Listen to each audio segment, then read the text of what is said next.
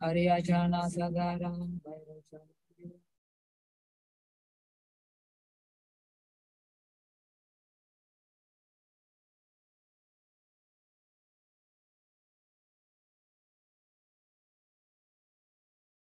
Bonjour à tout le monde, bienvenue dans ce nouveau satsang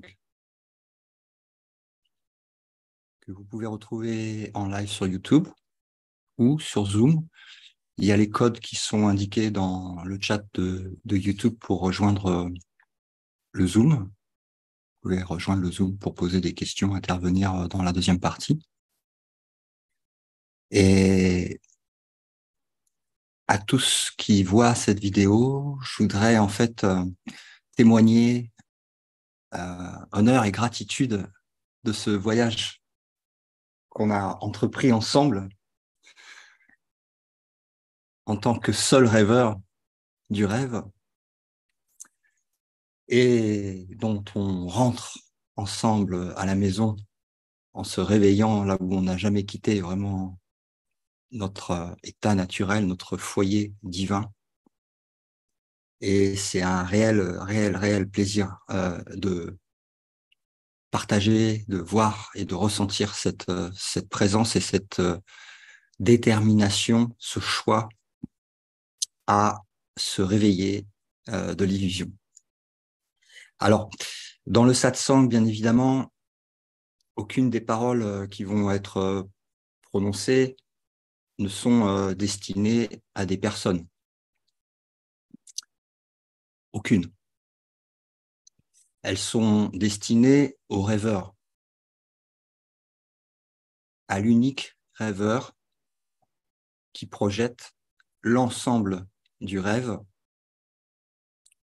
du multivers, de l'espace, du temps, des corps et du personnage principal sous la forme d'un corps physique. Mais c'est pas à aucune de ces images, en fait, de ces représentations de soi, d'un soi séparé, que le satsang est destiné en audience, en écoute.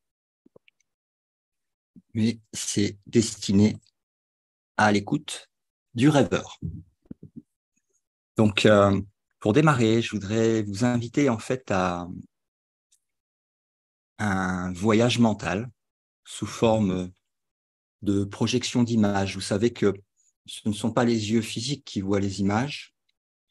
La preuve en est que quand le corps dort la nuit et qu'il y a un rêve nocturne, vous pouvez voir des images aussi réalistes que celles que vous voyez dans le rêve diurne. Donc, on peut utiliser cette capacité en dehors des rêves nocturnes pour fermer les yeux physiques,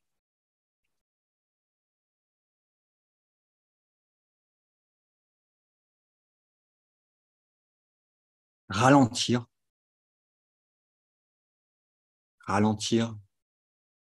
les pensées, tout ce qui concerne les mouvements du corps,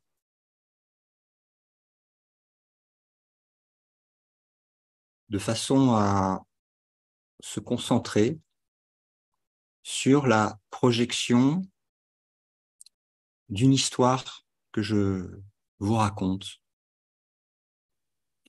qui est celle de tout un tas de petits bonhommes au pied d'une grande montagne qui part en pointe avec un sommet assez haut et dont la vue à partir du bas de cette montagne, où on peut voir l'ensemble de ce voyage, on peut voir une route qui est droite et qui monte jusqu'en haut de la montagne de façon la plus courte possible, puisque c'est une ligne droite qui est éclairée par une lumière qui n'est pas de ce monde. Alors, peu importe comment vous vous représentez dans votre vision du troisième œil, cette montagne et ce chemin direct, lumineux.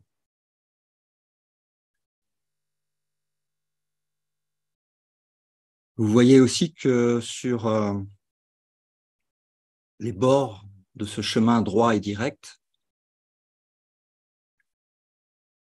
il y a des sentiers hors piste, on va dire, qui partent à gauche et à droite et qui sont parsemés de buissons, de rochers, de détours, qui mènent dans des endroits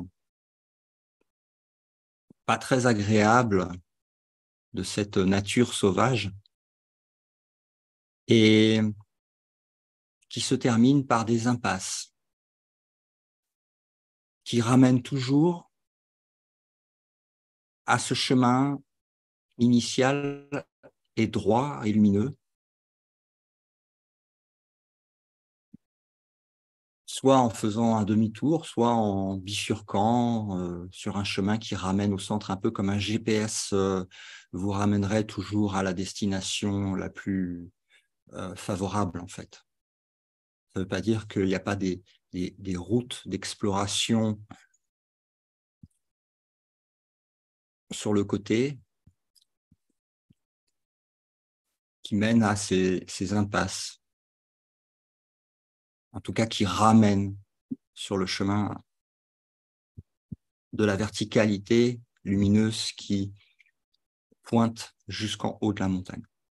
Alors, je vous invite maintenant à visualiser votre héros du rêve, le personnage principal qui, en chemin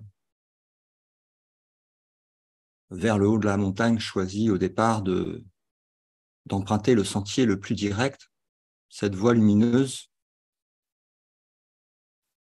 Et au fur et à mesure que vous ascensionnez la montagne sur ce chemin lumineux, en regardant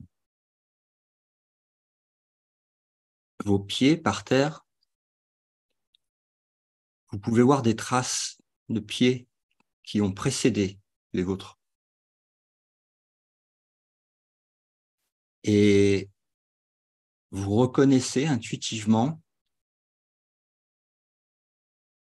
les traces laissées par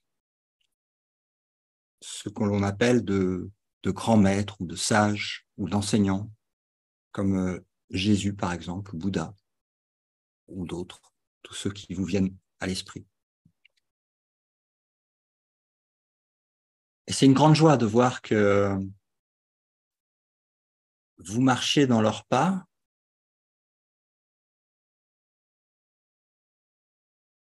et qu'ils ont traversé exactement les mêmes interrogations, les mêmes doutes, les mêmes peurs, les mêmes sentiments de culpabilité ou d'autres sentiments bizarres, on va dire.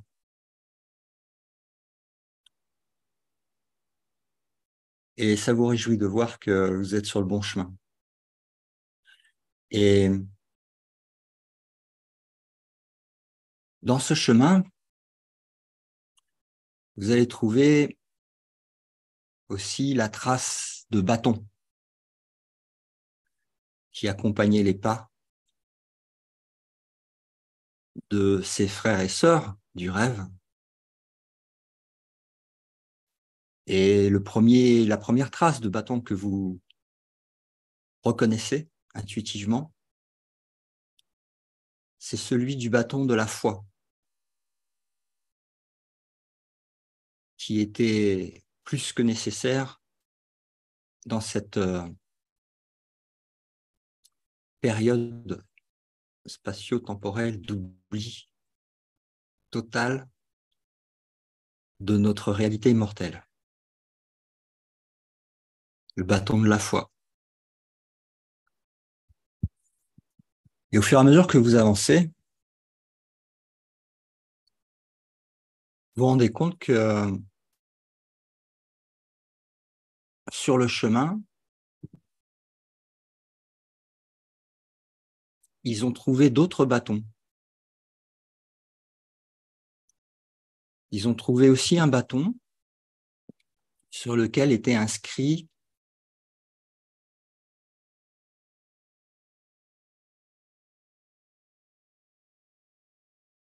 « Ce n'est pas vrai ».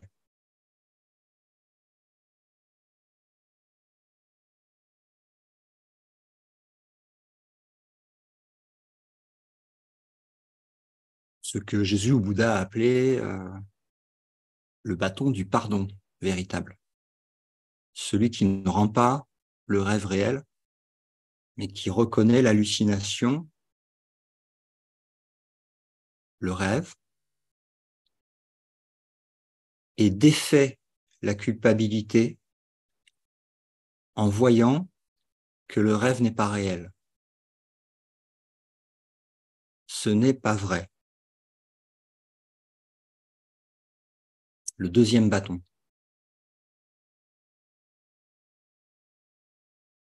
Et ça continue, ça continue, ça monte, ça monte, ça monte.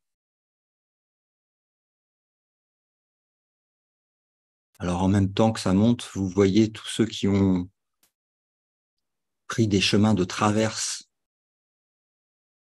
pour aller explorer les substituts à la vérité, des compromis, des croyances, et qui reviennent sur leurs pas et qui vous rejoignent sur cette ligne droite, verticale.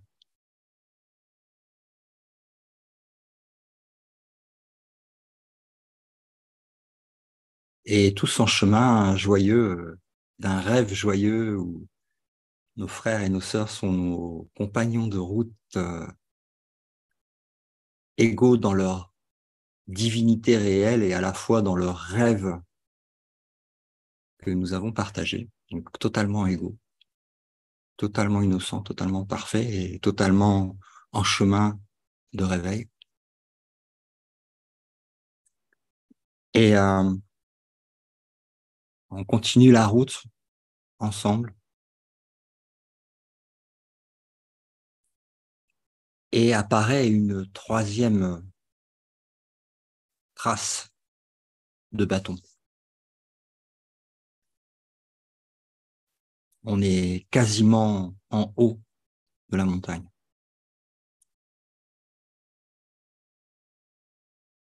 Et sur ce bâton, il y a une inscription aussi. Sur ce bâton, il est inscrit « Cela n'est jamais arrivé ».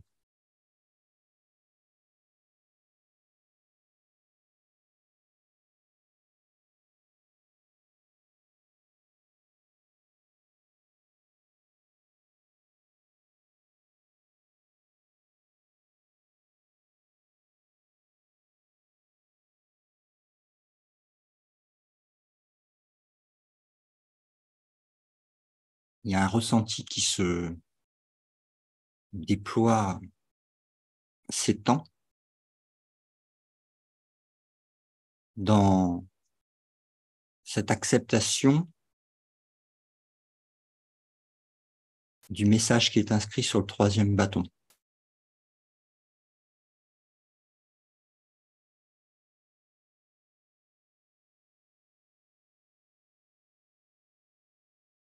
Un arrêt du temps.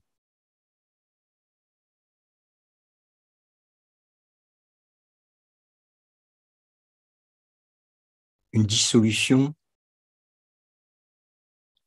du passé, du rêve.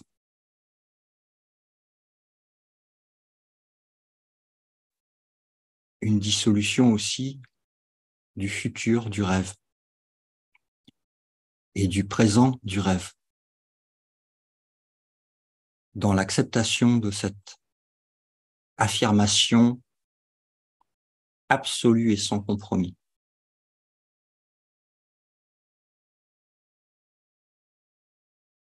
Cela n'est jamais arrivé.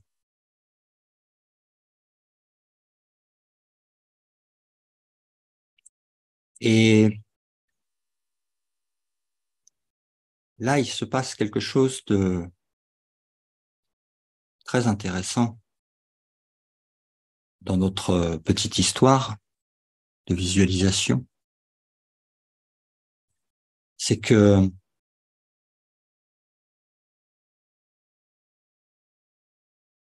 toute la montagne et le ciel au-dessus de la montagne, dans l'image, basculent à 180 degrés.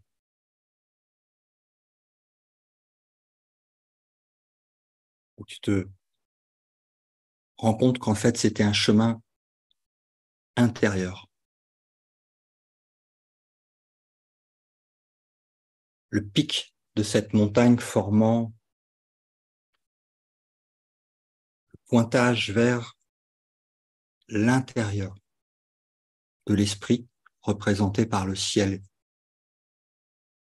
éternel en soi.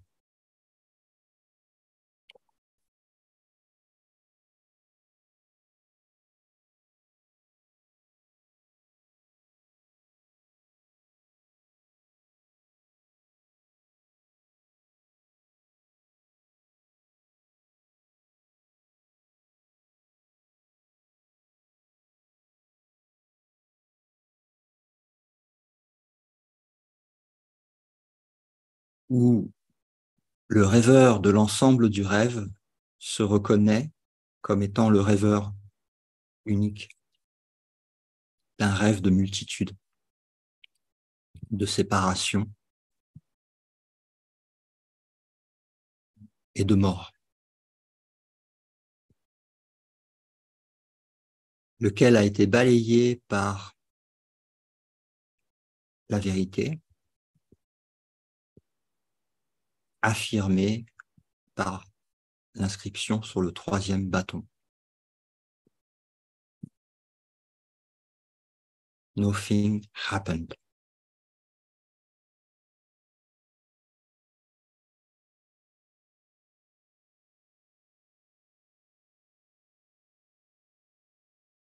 Tu réalises que ce que tu es ne peut pas souffrir.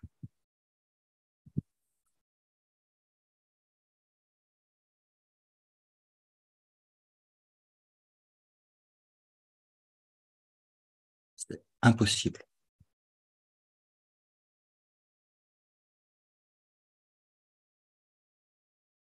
Et que pour imaginer quelque chose qui n'existe pas, il a fallu inventer des images, des représentations de soi-même, s'identifier à ces images, ce qui s'appelle créer des idoles, et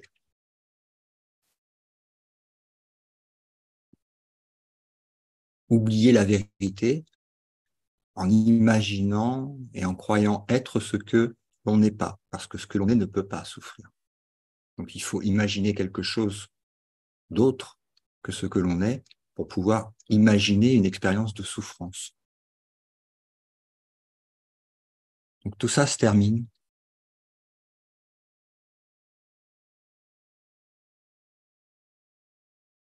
Tu peux continuer de voir la vie de ton personnage et des autres personnages.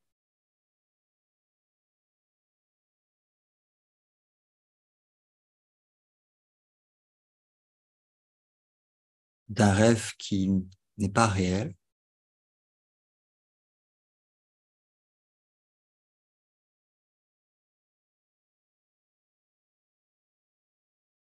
Et qui n'a pas de signification, mis à part celle que éventuellement tu souhaites lui donner si tu crois, si tu rêves que ce soit la réalité et que ça a une quelque importance pour toi.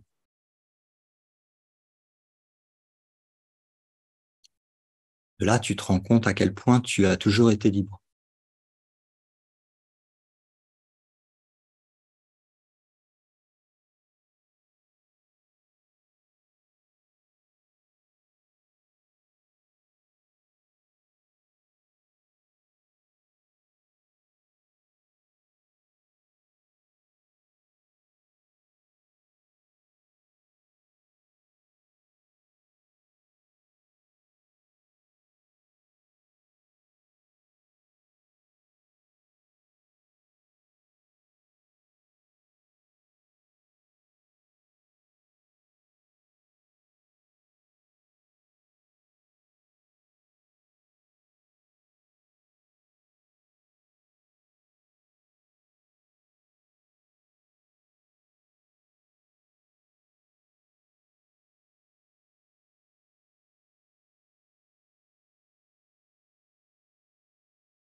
En lâchant l'idée d'être un corps,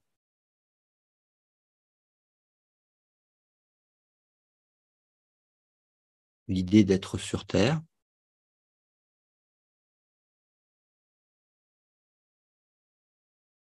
l'idée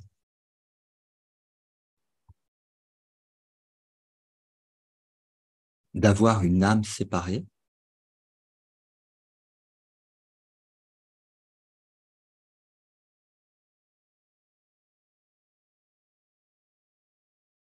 repose-toi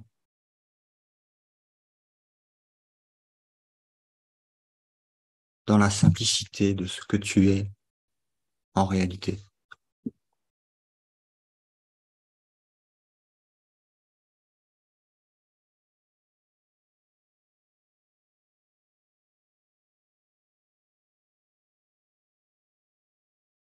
La projection de l'histoire que nous venons de raconter, ainsi que de toutes les histoires que tu t'es racontées sur toi-même.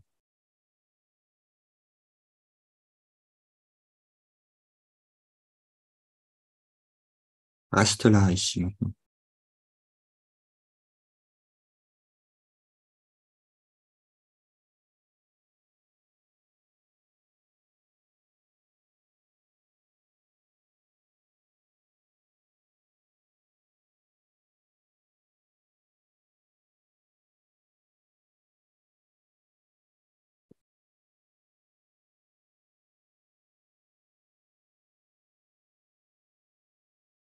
Alors normalement, ce que tu dois ressentir, c'est ton innocence,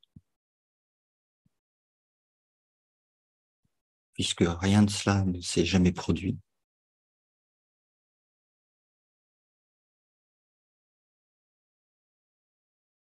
Et tu n'as jamais été aucun des personnages, aucun rêve d'incarnation.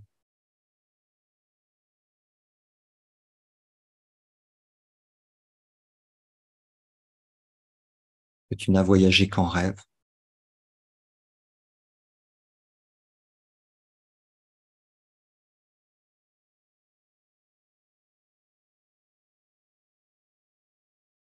Étant l'infini de l'unité en sa source.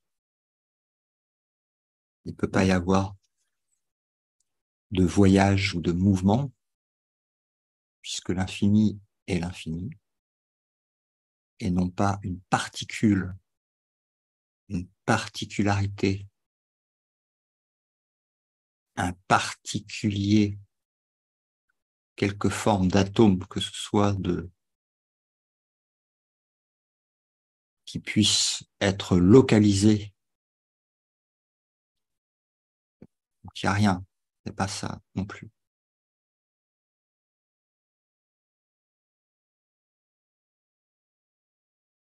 Le voyage, c'est imaginer en rêve, mais en réalité, tu n'as pas bougé. Tu demeures ce que tu es, tel que Dieu t'a créé.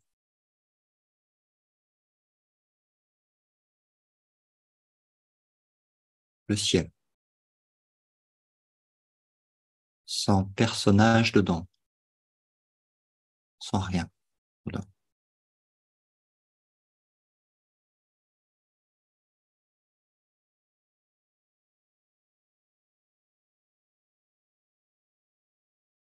Le ciel a les qualités inverses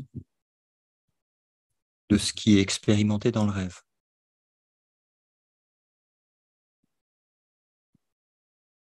Immobilité,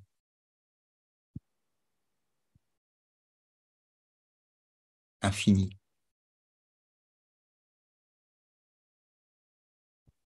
libre,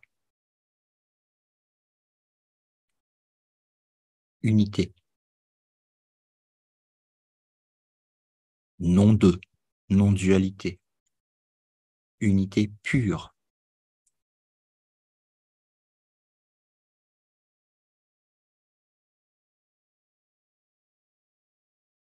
Non pas une unité de façade que l'esprit endormi rêve sur Terre en croyant qu'il va y avoir plein de petits morceaux qui vont créer une unité. Non, non, les morceaux n'existent pas. L'unité est totale. Il n'y a pas de deux.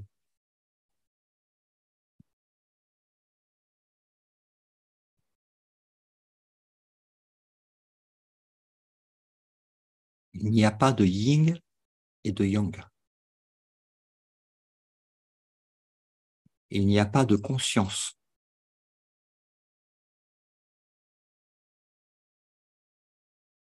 Parce que pour être conscient, il faut être conscient de quelque chose. Ou alors on peut appeler ça conscience de soi. En anglais, awareness.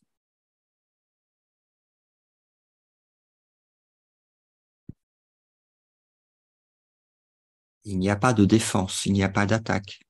Il n'y a que l'amour, que la paix de Dieu. Béatitude, infinie intelligence.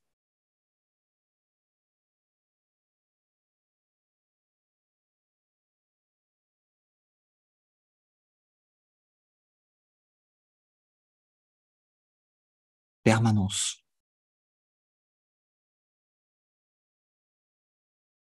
certitude, vérité, perfection, éternité, création.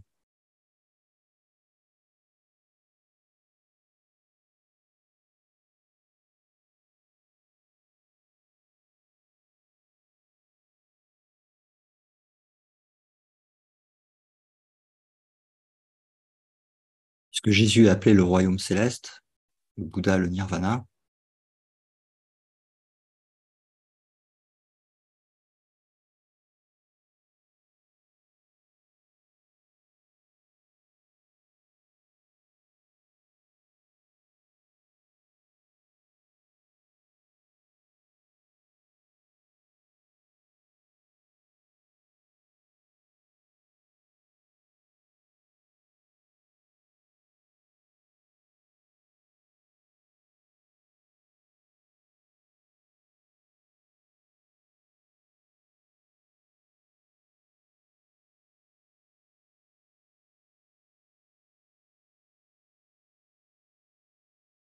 pareil.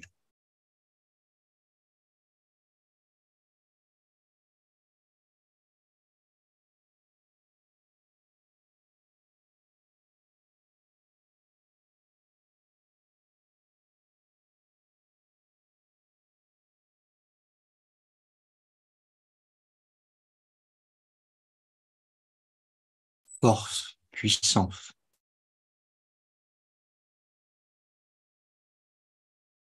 partagée ne faisant qu'une.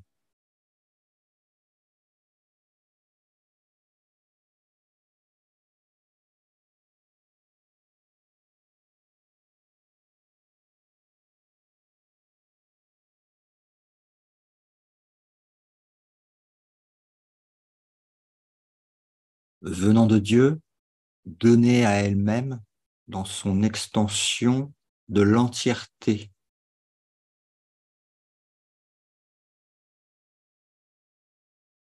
qu'on appelle le Christ, l'Esprit.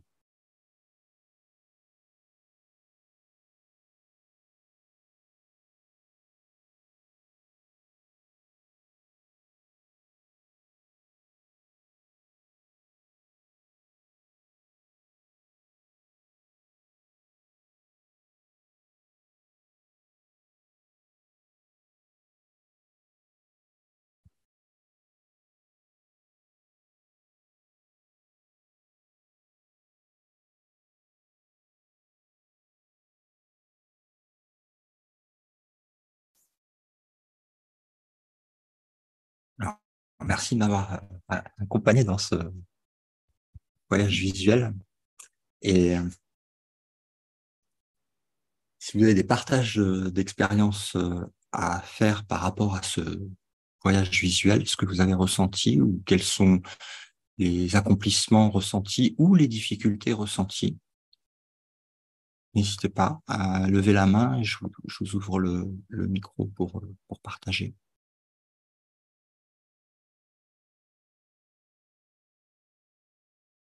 Ah,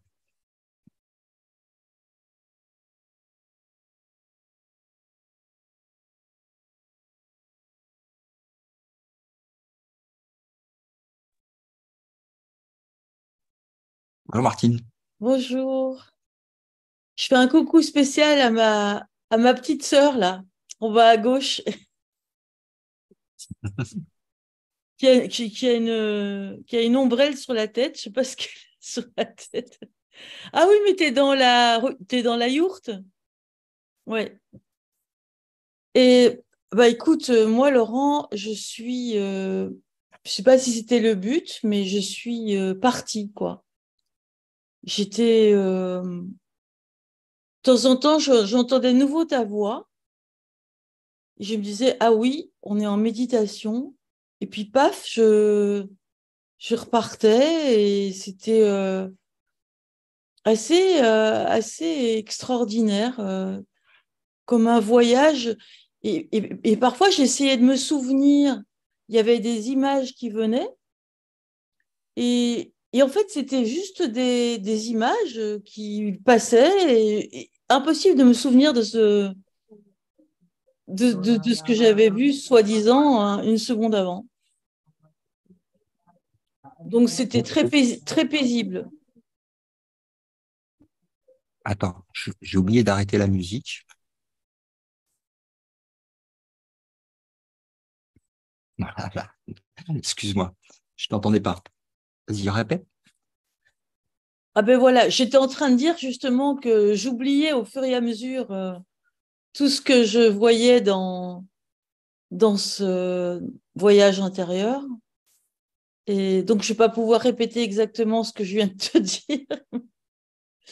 Mais ouais, c'était très paisible. Voilà, la conclusion, c'est ça. Ok, bah, super, super. Une vraie paix. Donc, pas de difficulté. Bah, super, merci. Ah non, non, non, je suis partie. Alors que je suis arrivée, enfin, je pensais que j'étais à l'heure, mais vous aviez déjà démarré la méditation. Mm. Mais bon, oui, j'ai eu aucune difficulté à suivre. C'était très joli, très progressif. Cette idée de bâton. Non, franchement, je ne sais pas si tu l'as, comment dire, préparée à l'avance, cette méditation, mais en tout cas, elle était bien inspirée. Non, les satsangs sont jamais préparés. Oui, c'est ce que C'est j'avais juste cru comprendre. Ouais. c'est juste avant chaque satsang, euh, une union avec Dieu et le Saint-Esprit est demandé à ce que Oui. soit ce corps utilisé à des fins de communication à l'intérieur du rêve par l'esprit et non pas par. Donc, le corps, il est utilisé après pour, pour parler à l'intérieur du rêve, on va dire. Mais en tout cas, je la réécouterai et je la referai volontiers, hein. Super. Merci. Et attends, je coupe le micro. Et bonjour à Satsang Radio Libre. Merci de nous avoir rejoints et bienvenue à toi. Merci mon frère d'être là. Je ne sais pas si tu voulais parler de ton expérience, de nous partager ton expérience, là où tu en es, de ce que tu fais, ou semble. Non. Si tu veux prendre la parole, n'hésite pas.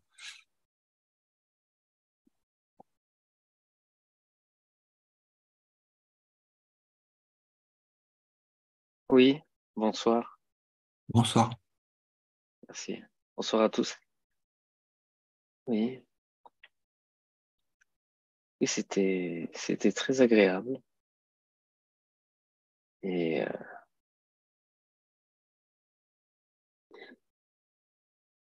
c'était une histoire très réaliste de ce que l'on parcourt à l'intérieur de nous-mêmes avant de réaliser qu'il n'y a rien et que tout est virtuel.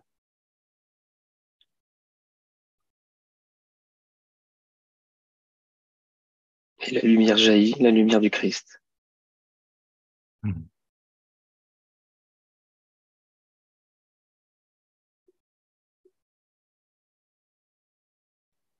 Donc oui, ça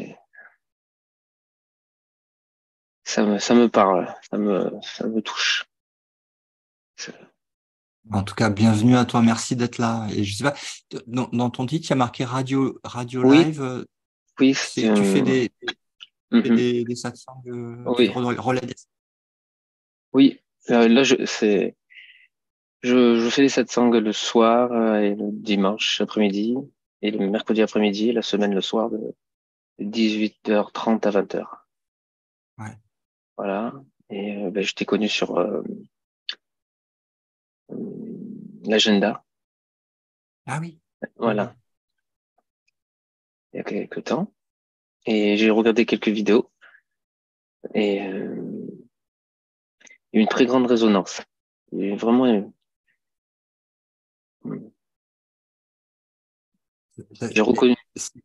Ça, ça, ça- comment tu pourrais nous partager l'histoire dans l'histoire du personnage, hein, je parle euh, le jour où le voile est tombé, où tu as vu Mhm, cette lumière intérieure dont tu parles. mhm, oui. Ben, je baignais dans la lumière, j'étais aussi cette lumière. J'étais cet espace témoin aussi. Et il est resté encore ce mythe d'immortalité. Je voyais que bien que il y avait encore quelque chose de conscient qui refusait de disparaître. Mmh, C'était, c'était pas accompli. Je le savais. mmh, Et donc, je m'efforçais toujours de rester le plus longtemps possible en samadhi. Et quand je sortais de ces samadhis, je me sentais très mal. Alors que pendant des années, mmh, je me sentais très bien. mmh, Mm. Ça m'a mené jusqu'à la dernier espace que j'appelle la présence transparente. mmh, Cette, cette présence qui, cette présence qui voit tout autour de soi se dérouler automatiquement, découplé de l'espace, mais qui voit et qui ressent le vide derrière, qui sait que c'est la vérité, mais qui n'y a pas accès. Et ce vide est venu me chercher à plusieurs reprises. J'étais terrorisé, dépressif. Je suis même allé voir SOS médecin pour prendre des antidépresseurs, alors que j'étais depuis des années dans des états de samadhi, parce que je faisais énormément de méditation. C'était pas de la méditation, c'est juste je me laissais être le corps de lumière, le corps vibratoire. Je me laissais prendre et je me laissais être avec ce cœur d'énergie pure d'amour. Mais ça aussi, quand j'en sortais, j'étais très dépressif après. alors que pendant des années, j'étais très bien. C'est parce que ce vide m'appelait. Ce que je voyais comme les néants, c'était la vérité. Et j'avais la peur de disparaître à l'intérieur. Même je voulais y aller quand même. Je voulais y aller plus que tout. Alors, cette intelligence est venue me chercher. Pendant une semaine, elle n'a pas arrêté. Elle n'a pas arrêté. Ça a commencé. C'était déjà venu il y a quelques années, il y a 10 ans. Après, c'était venu 2, 3 ans après. Et ça venait me chercher régulièrement. Et là, vraiment, ça s'est accéléré. J'étais dans un état de dépression et la seule chose pour me sortir de cette dépression, c'était me remettre dans les samadhis, me laisser euh, reprendre par cette énergie d'amour, par ce feu qui me prenait partout. Mais quand j'en sortais, j'étais encore plus mal. Et j'étais psychotique. Parce que je sentais que là, c'était la fin. J'allais disparaître. Et ça revenait me chercher encore et encore.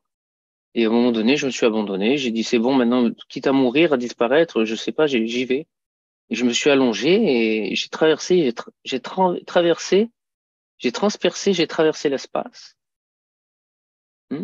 Et l'espace est tombé et je me suis révélé ce qu'il y a avant l'espace. L'éternité immuable, le silence. Et depuis, ça a plus bougé. Ah, génial. Voilà. Et à partir de là, la dépression s'est arrêtée. Et c'était fini. C'est parti, c'est terminé. Je pense vraiment que c'est le fait de le vouloir intensément, d'être dans la plus grande des humilités et de se donner complètement à cette intelligence, parce qu'il y a cette intelligence, c'est vrai qu'on en parle assez peu dans les satsangs en général, cette intelligence qui vient nous chercher. Pour moi, elle est venue, c'est vraiment quelque chose d'intelligent qui vient nous chercher. Suite à notre demande, de notre questionnement et nos demandes, ça vient au moment où on est prêt à lâcher, en fait. J'étais pas prêt pendant toutes ces années, même si je le voulais intensément. Mais à un moment donné, c'était le moment, c'était le temps. Pourtant, je le voulais intensément, mais c'était pas à 100%. C'est peut-être pas une obligation de le vouloir à 100% tel que j'ai voulu. Ça peut nous arriver alors qu'on a encore des réticences, mais là, à un moment donné, je pouvais plus vivre sans être libéré. C'était plus possible. Je le voulais et c'était avec ça, avant de commencer à vivre, il fallait la libération. Donc voilà, c'est vraiment traverser, transpercer l'espace, se vivre ce qu'il y a avant l'espace, avant la création. La création est réabsorbée, elle n'est qu'à l'état d'idée. Elle n'est rien. C'est une idée, une pensée, comme je penserais à un monde imaginaire. Et c'est un monde imaginaire à lequel je pense. Et d'un coup qui apparaît, et qui apparemment est projeté. En vérité, vu que je traverse et je transperce l'espace en permanence, ça n'a aucune substance. Ma personne, bien sûr, est anéantie, et il n'y a jamais eu personne de réel, nulle part. Voilà, ça c'est mon vécu de cette libération. Merveilleux témoignage. Voilà. Merci. Merci. Et merci d'être là. Merci à toi, parce que j'ai vraiment eu une résonance tout de suite. Tu as commencé à parler et là, j'ai dit, ah là, ça me ressemble. C'est vraiment, ça me parle. C'est-à-dire, ça ressemble à ce que j'ai vécu vraiment, non pas que d'autres qui vont parler de la vérité ne sont pas dans la vérité, ne sont pas la vérité, mais là, ça me ressemble dans le cheminement, dans la façon de parler, dans la façon de l'exprimer. Ouais. Je pense peut-être que nous avons des pères en commun ou des mères en commun. C'est possible. Ah bah, écoutez, il n'y a qu'une unité d'esprit. Donc forcément, après, c'est vrai que dans le rêve, on a eu des illusions avec comme un peu les étoiles qui tournent autour du même système solaire, on va dire, avec des révolutions de rêves où on s'est croisé, recroisé en rêves séparés, tu vois. Oui, Et on reconnaît après certaines histoires, certaines...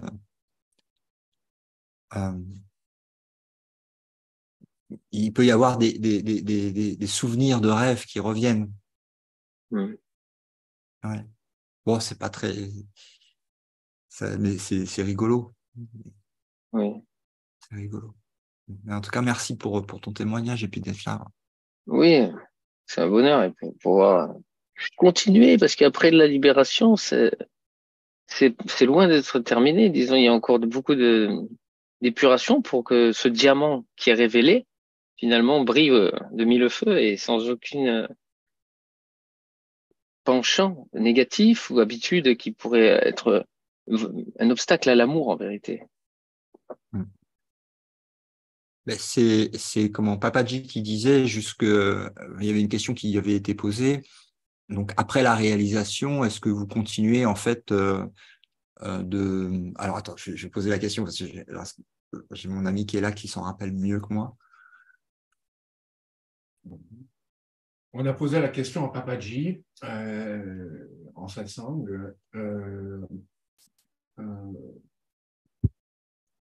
À votre niveau de réalisation,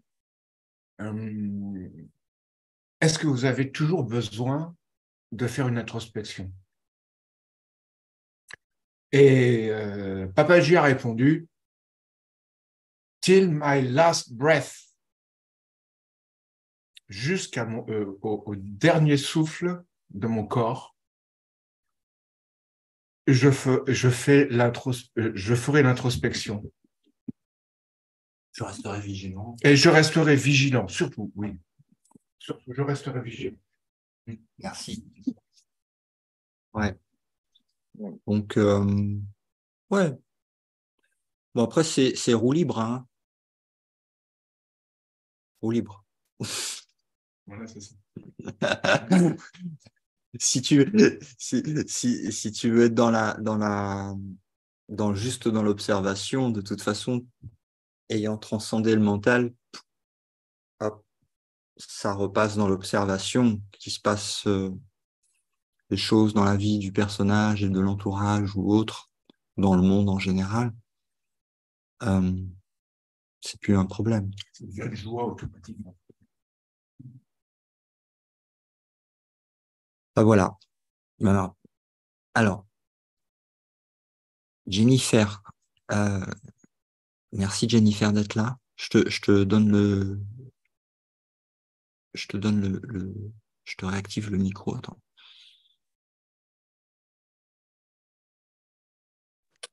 Alors, si vous avez des questions aussi sur YouTube, que ce soit dans l'expérience de notre méditation de départ ou dans les résistances, dans les problématiques que vous pouvez rencontrer, ce qui est aussi important, qu'on puisse les éclairer, n'hésitez pas à poser des questions sur le chat.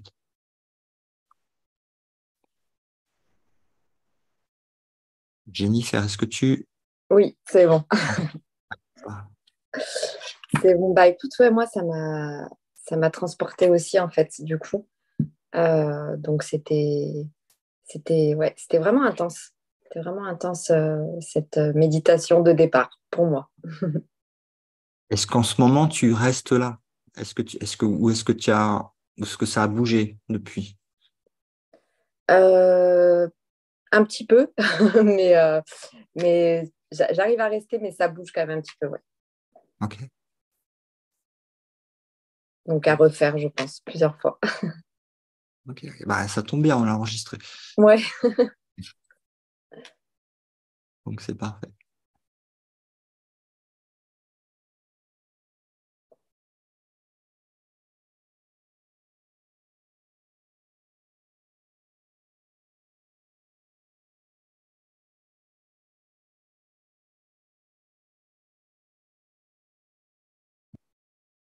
Valérie, tu veux nous partager ton retour de... Oui, Bonsoir Valérie, merci d'être là. bonsoir les amis, je suis très content d'être avec vous. Euh, Oui, je voudrais partager un truc. Déjà, la méditation, j'ai beaucoup aimé. Je vais la refaire. Les bâtons, ça, c'est très bien comme image. Voilà où j'en suis. Ce qui s'est passé les 15 derniers jours dans ma vie.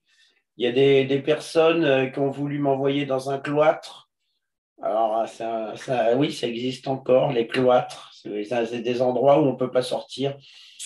Et par la puissance de l'esprit, j'ai souhaité quitter cet endroit et je me suis concentré et je l'ai envoyé promener à des milliers de kilomètres.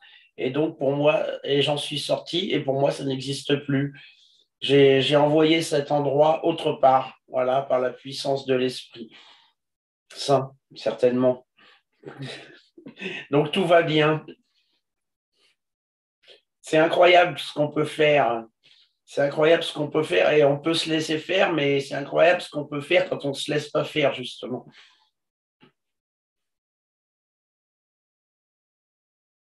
Je ne sais pas si ce témoignage apportera quelque chose, mais il est là.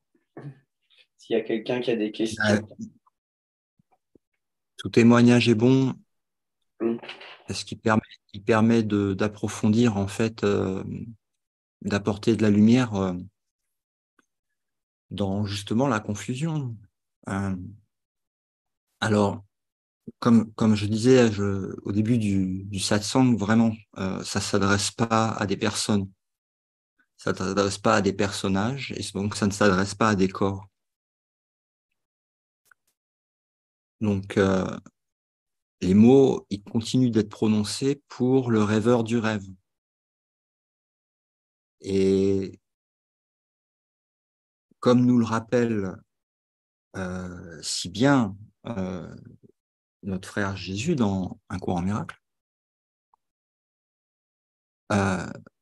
fais très attention au sentiment de te sentir victime.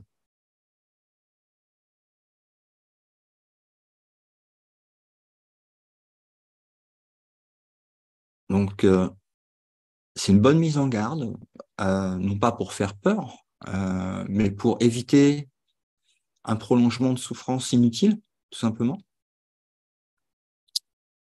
Une responsabilisation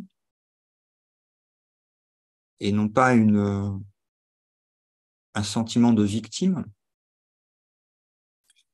de manière à en fait tourner le regard à l'intérieur pour aller voir les causes intérieures de cette projection de rêve et des expériences qui sont dedans, qui ne sont que l'effet visible d'une condition intérieure que l'esprit croit à propos de lui-même et dont la projection visible, la pièce de théâtre, met en scène eh bien, cette croyance d'être victime, de devoir se battre, de devoir avoir raison, de devoir s'affirmer en tant qu'individu par rapport à d'autres individus. Donc, ce sont des choses que nous avons tous traversées pendant la grande illusion et le profond sommeil de l'oubli, jusqu'au point de croire en l'identité d'un corps physique et de toutes les problématiques qui sont engendrées par cette croyance de séparation et de division et de subdivision holographique.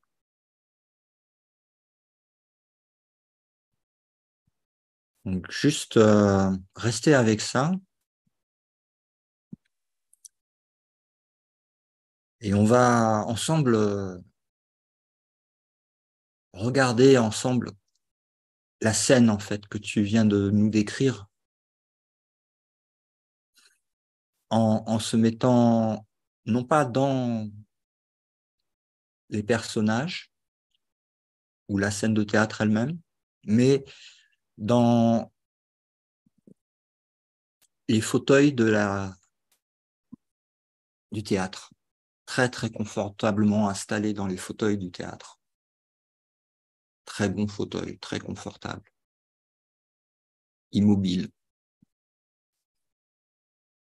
Et observer, comme on a fait pour observer avec le troisième œil, cette méditation de ce chemin d'ascension qui n'est qu'en fait une descente à l'intérieur.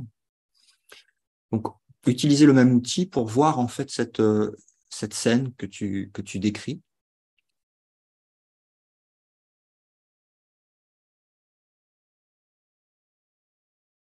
Avec un personnage principal, des membres de la famille, des bâtiments, une institution, un gouvernement, un pays.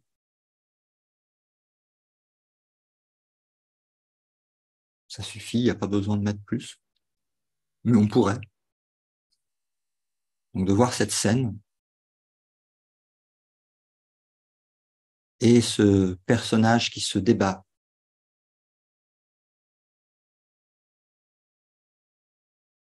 qui essaye de survivre.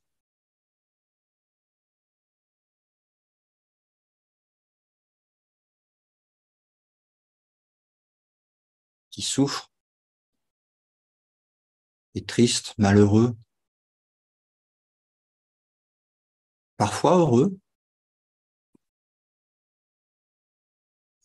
Mais là, dans la scène qu'on vient de décrire, qui se sent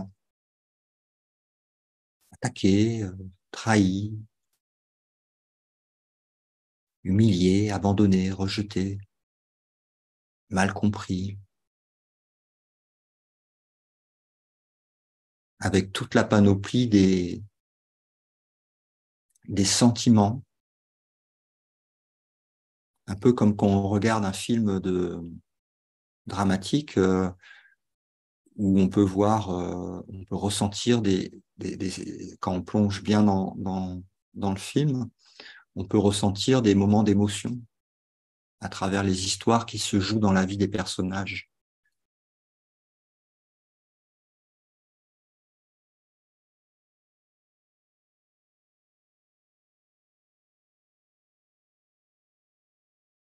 Et puis,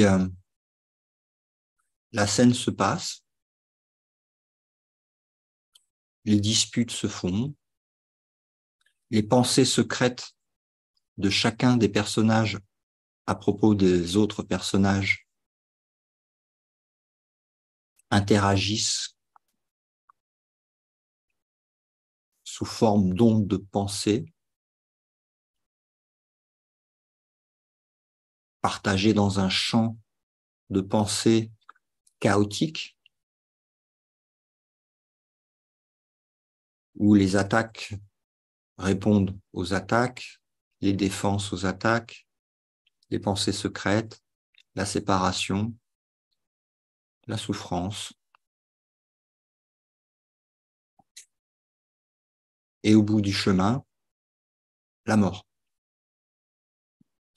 Pour l'ensemble de tous les personnages de la pièce de théâtre.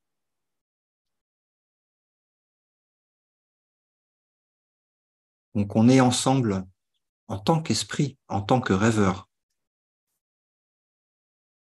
maintenant, en train d'observer cette pièce de théâtre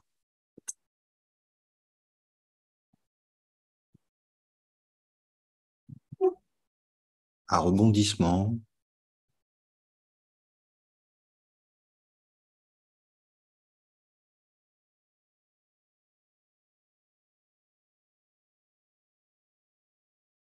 juste à côté de nous, en esprit, il y a Jésus, le Bouddha, avec un sourire léger de béatitude simple.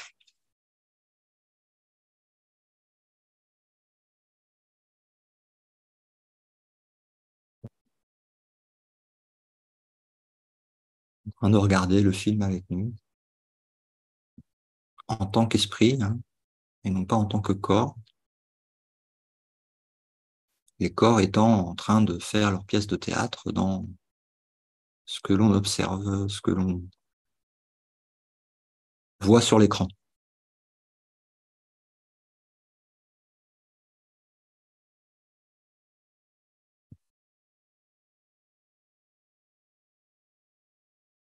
Donc du coup, on peut pardonner ce qui n'est pas réel, de s'être fait croire en fait qu'il était possible de souffrir ou qu'il était possible d'être en prison ou qu'il était possible d'être limité ou séparé.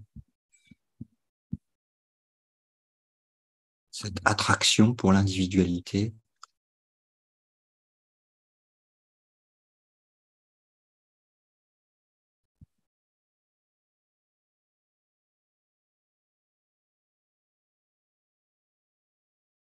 Ça permet de prendre du recul, de l'observer, de le dissoudre, de le pardonner.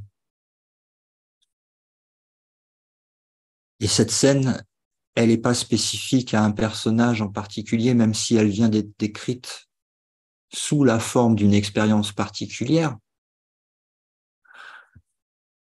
Elle peut très bien être remplacée par d'autres images de la vie de chacun des personnages illusoires.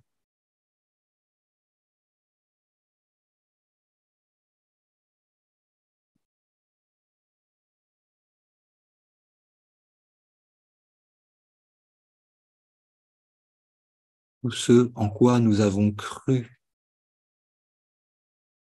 en voyant des images et en se prenant soi-même pour une image.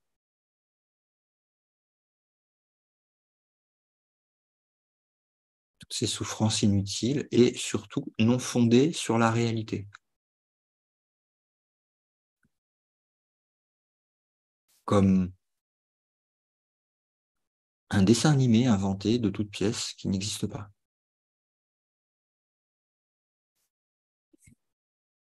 Mais qui, l'espace d'un instant,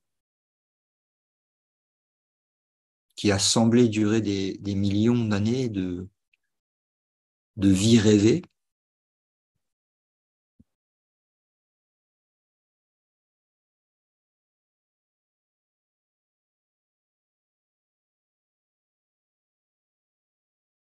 nous a fait croire que le saint Fils de Dieu peut souffrir ou peut être limité.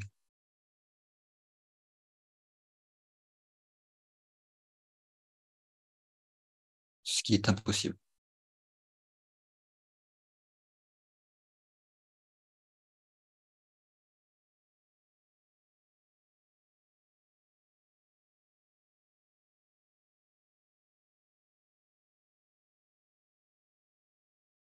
Continue de plonger à l'intérieur avec un mantra. Le mantra étant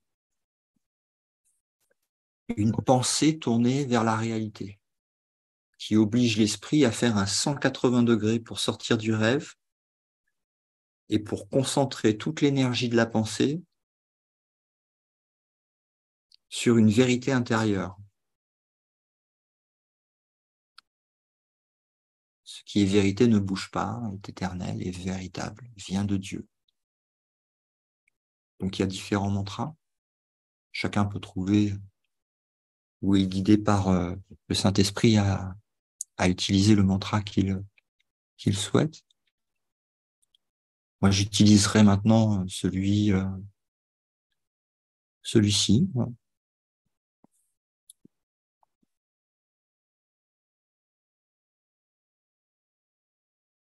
Dieu n'a qu'un fils. Son fils ne peut pas mourir. Et je suis son fils.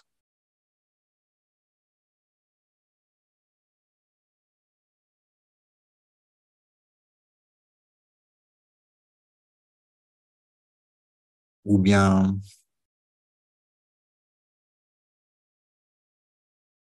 je demeure tel que Dieu m'a créé.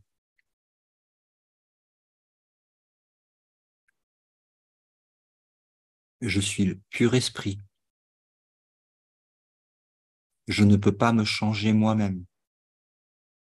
Je ne peux pas me créer moi-même.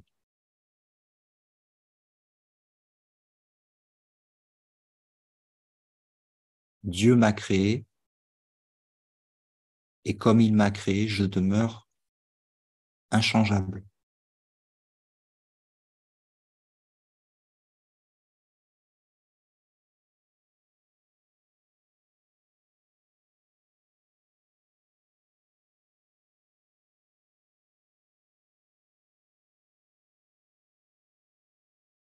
Ou bien encore, Dieu est.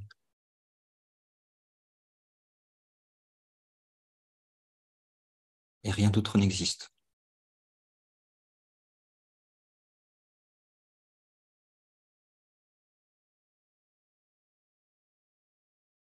Ou n'importe quel mantra que vous souhaitez utiliser.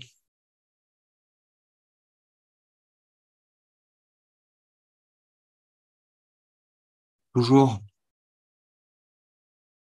partir de cette plongée de plus en plus profonde dans la vérité, dans l'immobilité, dans la certitude, dans la lumière de Dieu lui-même.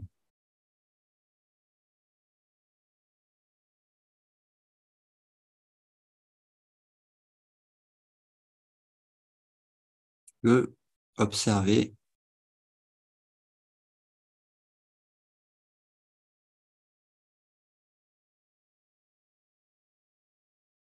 toute la scène de théâtre, l'illusion des corps,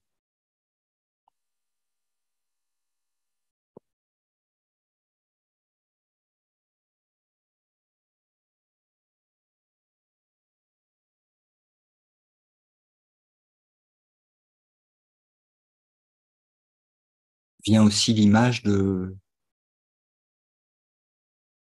la réalisation de Bouddha, quand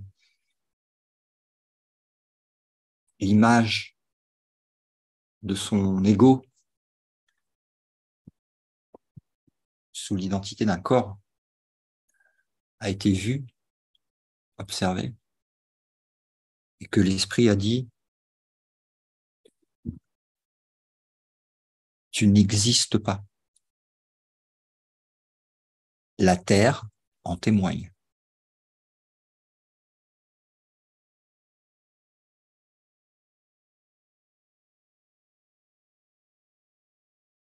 Pourquoi la terre? Parce qu'elle fait partie de la même illusion où on retrouve les corps illusoires dans ce cimetière géant qu'est l'univers.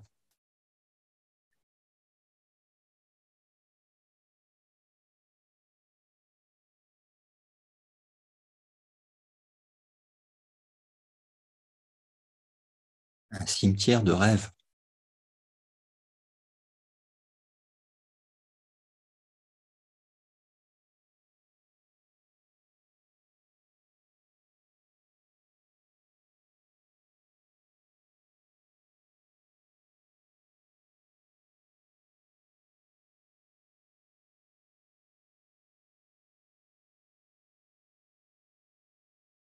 Sans concept négatif attaché derrière. Hein.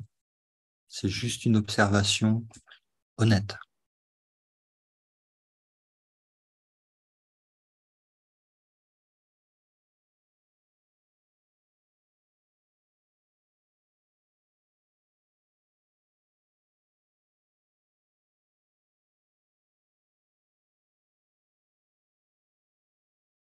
Et en regardant la pièce de théâtre, et que ce soit n'importe laquelle, hein,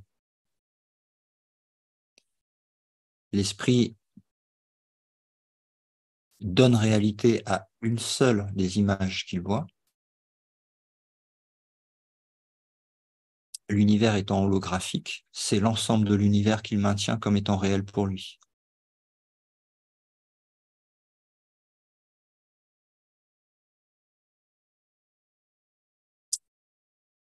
Eh oui, si une seule des choses du rêve est bonne, elle ne peut l'être qu'en comparaison de la mauvaise.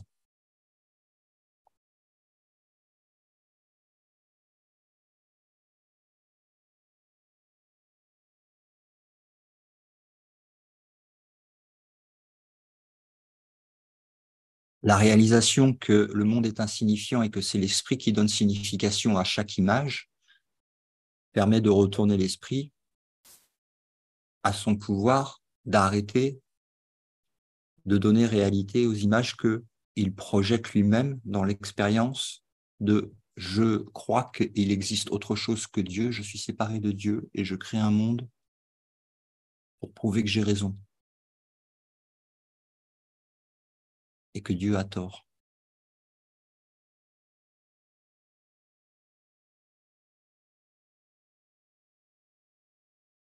Réjouissons-nous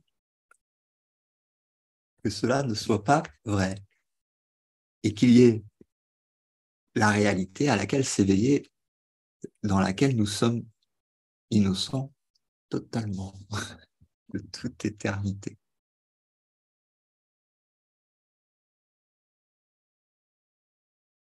Puisque rien ne peut changer.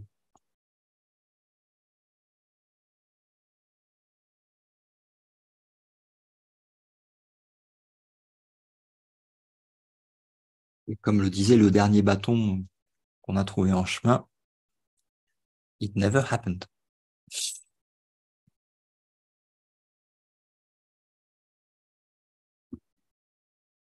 Donc, merci pour ce partage, Valérie. Et si vous avez d'autres questions? Alors, on a Catherine aussi qui est là. Je vais te donner le micro, Catherine, si tu es là.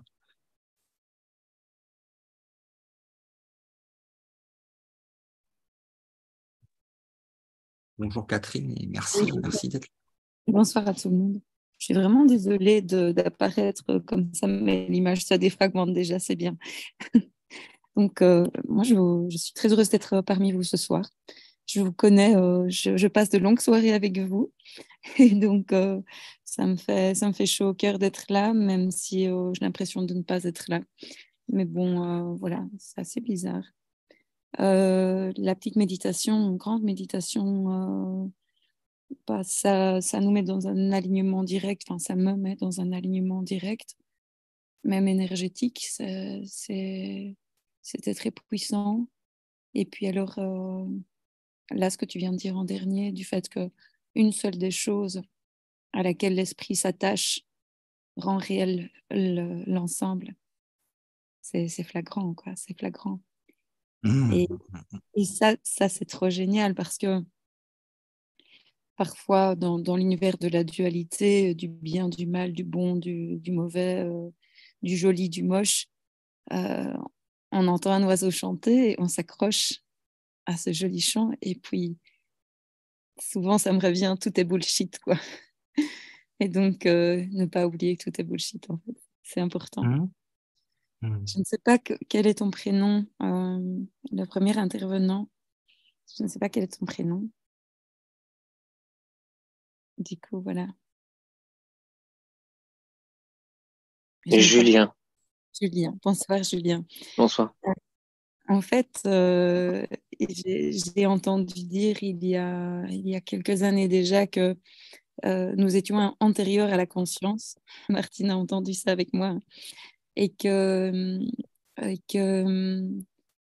et antérieur à la création.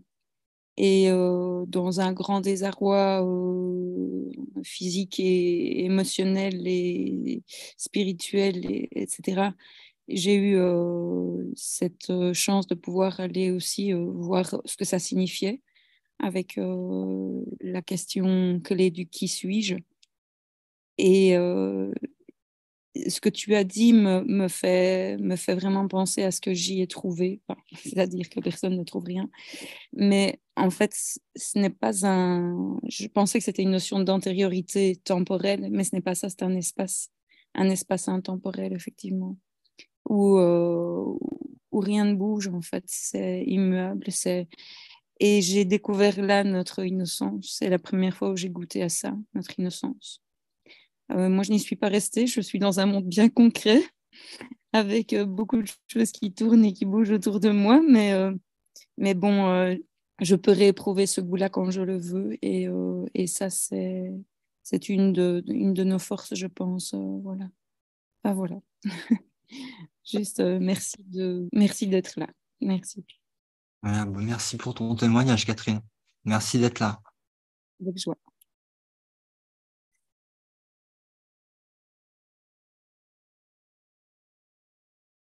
Oui, alors on retrouve justement on va dire, sur notre visualisation de départ, on va dire, c'est la partie supérieure, on va dire, de la montagne où justement ça s'affine et le mur invisible de la non-compromission devient de plus en plus évident au fur et à mesure que on approche du sommet intérieur, on va dire. Qu'il ne va pas être possible, en fait, d'emmener aucune de nos illusions au royaume céleste.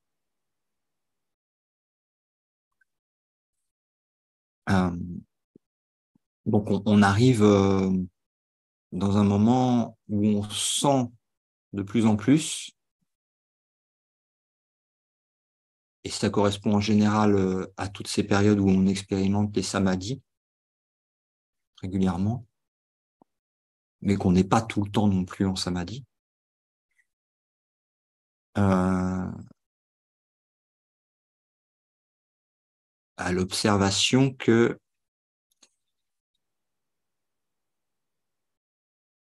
il n'y a pas possibilité de compromission entre la réalité et le rêve.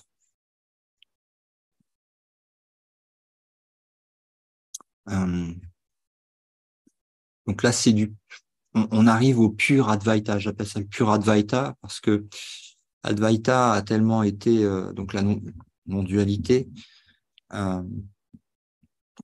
tellement été interprété et un petit peu au fur et à mesure, sa définition est devenue plus large que celle qui était donnée au début par les enseignants qui en avaient témoigné au début, hein, puisque au début, l'Advaita, dans la tradition hindoue, c'est seul le Parabrahman existe et rien d'autre. Bon, là, ça va, c'est pur Advaita. Mais dès que ça commence à broder autour,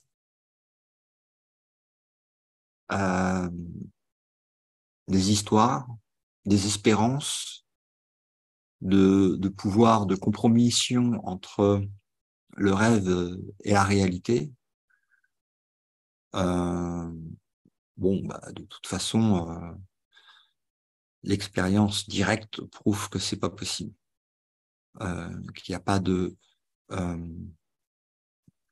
c'est une bascule totale, c'est sans compromis. À un moment, en tout cas, ça devient impossible de ne pas faire un choix qui est sans compromis, sans aucun attachement, sans aucun désir. Comme disait, donc là on retrouve ça dans le bouddhisme. Ça correspond à ce qu'ils décrivent comme étant l'ouverture de la couronne.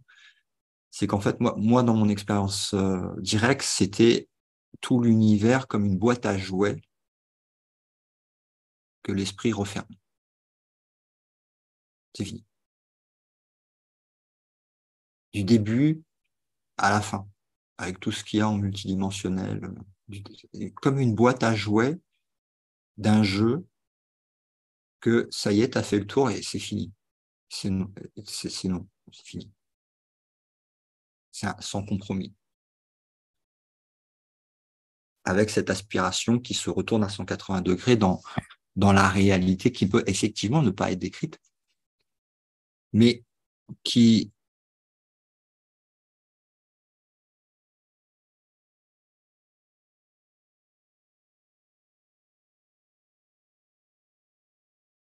est la véritable création. Je ne peux pas parler de création quand on parle du rêve. Pourquoi? Parce que, étant dans l'unité de Dieu, quand on parle de la réalité, effectivement, tu es créateur. Parce que les qualités de Dieu sont partagées dans la totalité de l'ensemble de l'unité parfaite. Donc, il n'y a pas de deux. C'est une unité et donc c'est forcément créateur, comme sa source. Et là, il y a création. C'est-à-dire que création, ce qui est créé au ciel, est éternel, parfait, créé par Dieu. Donc, cette création, elle est continuelle et elle s'étend au ciel. Mais dans la projection du rêve, tout ce que tu crois créer finira en poussière. Tout ce qui apparaît disparaît, et donc il n'y a aucune création. C'est ce que les bouddhistes appellent l'impermanence. On peut appeler ça faire joujou avec des Playmobil ou de la pâte à modeler, d'un truc qui vient du rien et dont sa destinée est le rien, et qui, du néant, retourne au néant en passant par, en même temps, l'état de la matière, que même les scientifiques maintenant te disent, ah ben oui, non mais il n'y a rien. Bah oui, c'est rien, il n'y a rien. Donc il n'y a pas de création dans le rêve, aucune création dans le rêve, mais par contre la création est réelle au ciel. Mais bon, ça sert à rien de parler de ça. Ce qu'il faut voir dans les satsangs, c'est ce qui est utile en tout cas dans les satsangs, c'est de voir quelles sont les résistances qui nous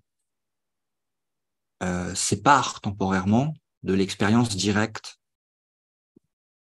de cette vérité intérieure, immuable.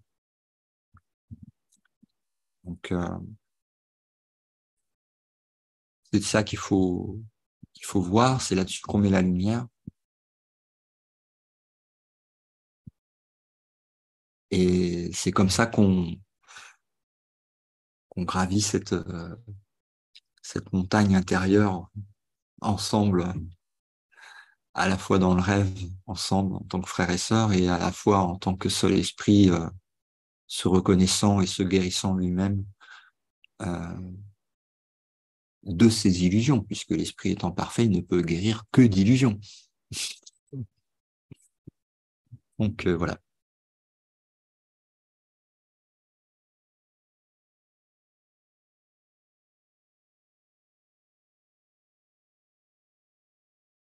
Question sur YouTube. Alors, une question de Joël Vie Familial Lorenzo. Doit-on passer par la méditation obligatoirement pour réaliser Dieu et le soi, Dieu en toi? Alors, déjà, merci pour la question.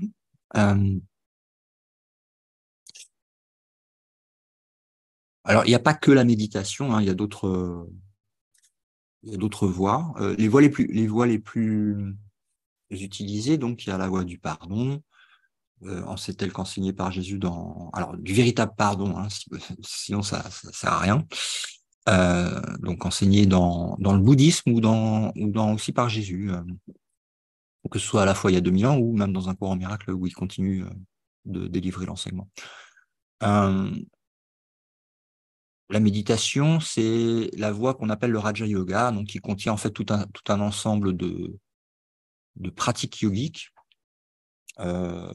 qui sont voilà, qui sont utilisés par les yogis, et dont la méditation, qui est vraiment très, très commune dans tous ceux qui témoignent de leur éveil ou dont on a connaissance en tant qu'enseignant. J'en connais pas qui sont pas passés par la méditation, mais c'est pas la seule voie. Il y a la voie de la dévotion, bhakti, donc l'amour de Dieu, la dévotion à Dieu. Il y a la voie du service aux autres. Il y a aussi l'introspection, version un peu Ramana Maharshi, sur la question qui suis-je, qui fait appel à l'intellect, mais en utilisant l'intellect afin de le défaire, de défaire en tout cas le mensonge que l'intellect continue de produire en tant que routine d'un programme de fond, comme quoi il faudrait accepter les bases d'un jeu qui serait un personnage. Donc c'est pareil, ou un corps. Donc l'introspection, et puis il y a un mélange de tous ces outils en fait qu'on a, et la méditation, elle est surtout utile dans un premier temps, pour calmer le mental, parce que l'enseignement le plus élevé qu'on va pouvoir recevoir, il va se faire dans un état de calme et de paix intérieure, de silence, où on va pouvoir entendre et être guidé par la voix du Saint-Esprit, ou peu importe comment on l'appelle. Il va falloir calmer l'ego, calmer le mental, et la méditation, c'est un outil pour faire ça. Donc, voilà, c'est pas le seul, mais il se retrouve à peu près partout. Je les vois.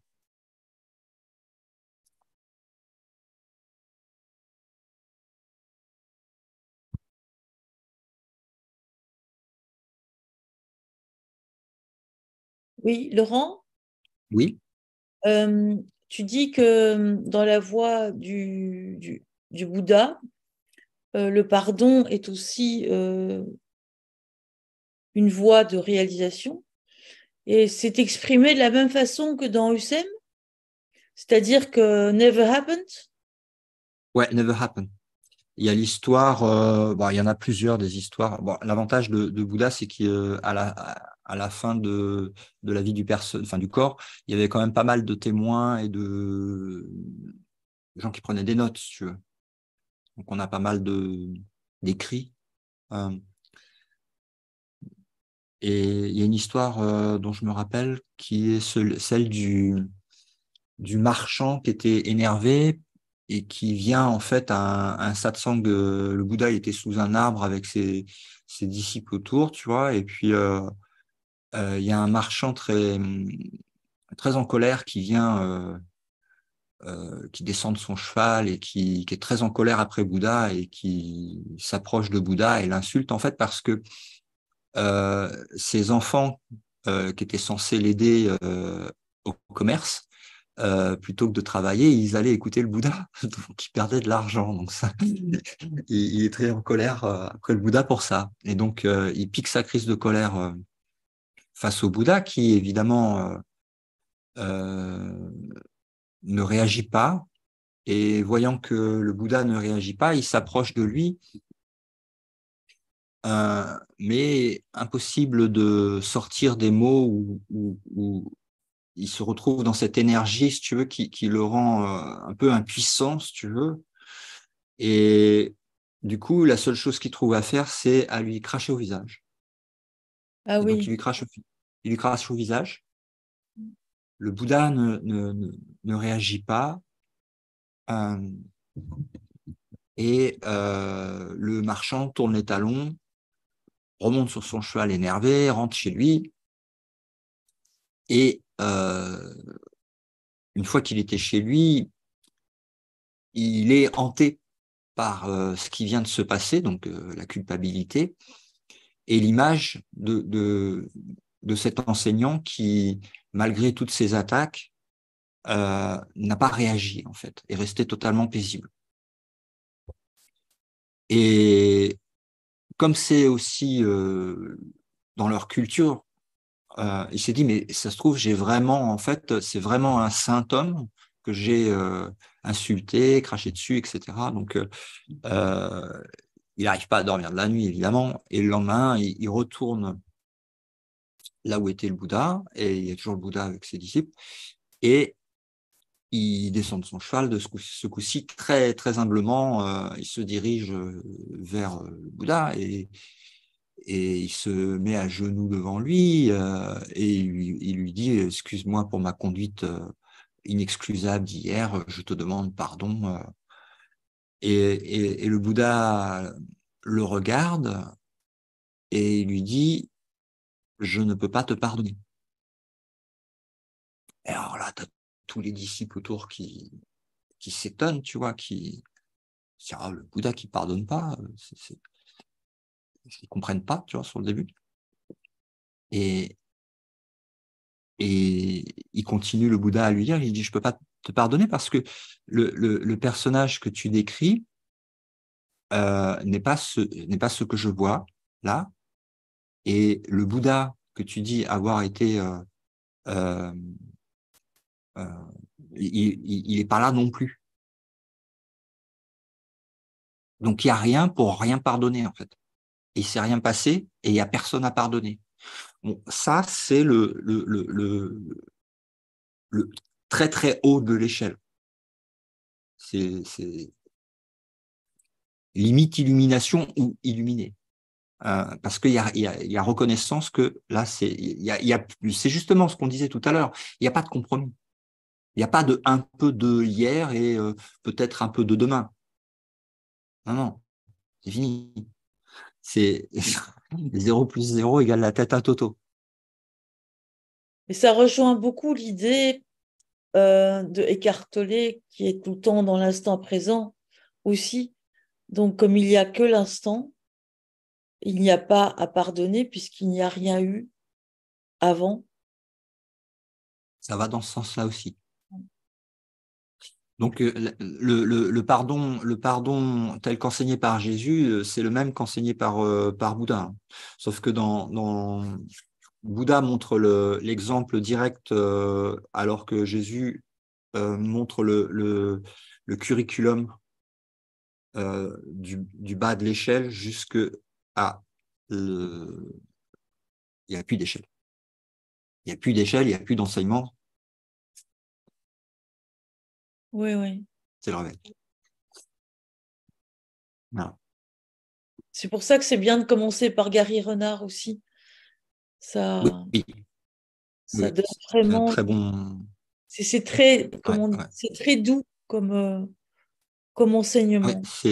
Après, on glisse c'est beaucoup plus parfait facilement sur le cours. sur le cours. Ou Et, d'autres enseignements comme le bouddhisme. ouais. Mm. Enfin, moi, ça m'a beaucoup aidé. Hein. Ouais. Ah ouais.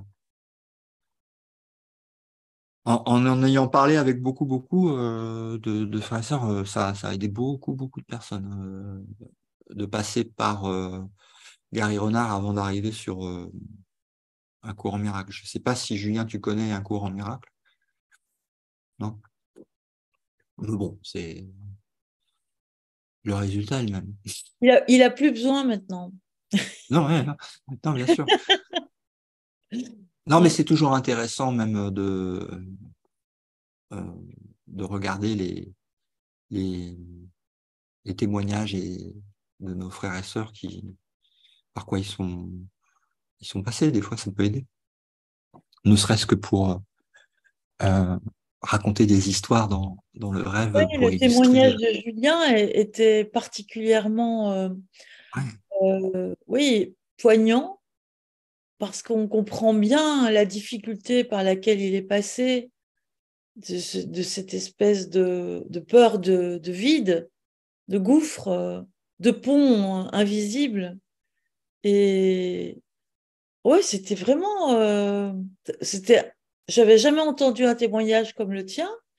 enfin aussi précis et aussi récent en plus. Donc c'est chouette d'avoir partagé. Merci.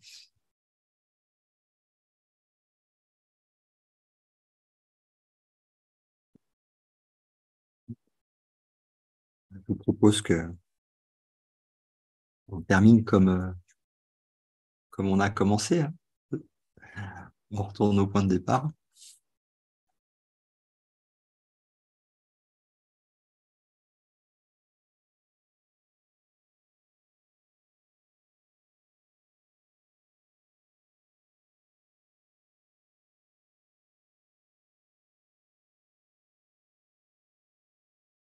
Restons un instant en position de l'observation de cette pièce de théâtre, de tout ce satsang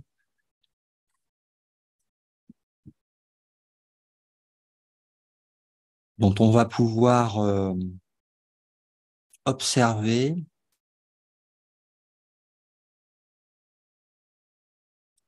ce qui est irréel, c'est-à-dire les images, les micros, les corps, les personnages,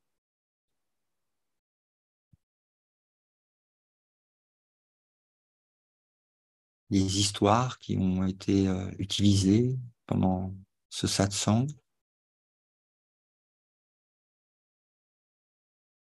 La temporalité du début à la fin du satsang et tout ce que ça comprend.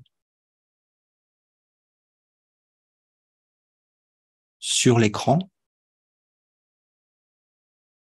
observez.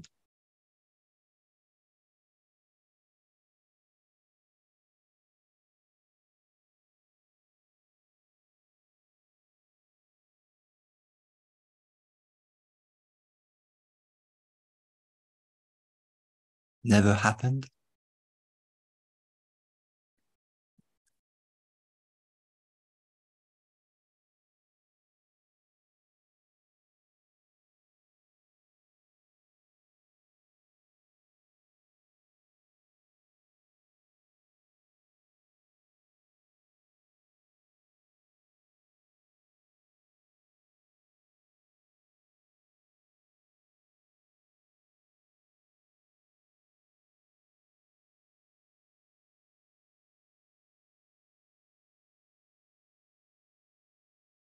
Bonne soirée. À la semaine prochaine. Bonne soirée, au revoir. Prenez soin de votre esprit. Il n'y en a qu'un. À bientôt.